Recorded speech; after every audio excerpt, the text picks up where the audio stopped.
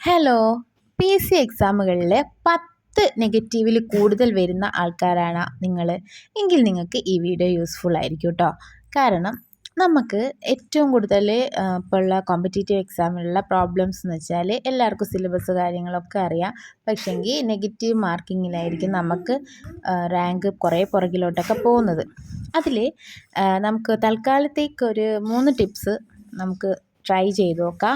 അതിൽ ഫസ്റ്റ് ടിപ്പാണ് ഏറ്റവും മാക്സിമം നന്നായിട്ട് അറിയുന്നത് ആദ്യം ചെയ്യുക. പിന്നെ 50-50 ചാൻസ് എടുക്കുന്ന ആ സ്കോറ് സേഫ് സ്കോറാണോ നോക്കിയതിന് ശേഷം മാത്രമേ 50-50 ചാൻസസ് ഒക്കെ ഉള്ളത് എലിമിനേഷൻ മെത്തേഡിലൊക്കെ വെച്ചിട്ട് ചെയ്യാൻ പാടുള്ളൂ. പിന്നെ തേർഡ് എന്ന് വെച്ചാൽ നമുക്കറിയാൻ പറ്റാത്തത് ഒട്ടും തന്നെ നമ്മൾ അറ്റൻഡ് ചെയ്യാൻ പാടില്ല.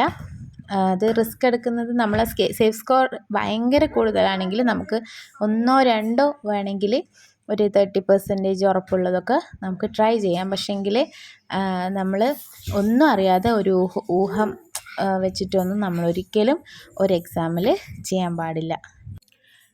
വീഡിയോ ഇഷ്ടമായെങ്കിൽ ഒന്ന് സബ്സ്ക്രൈബ് ചെയ്യാൻ മറക്കല്ലേ.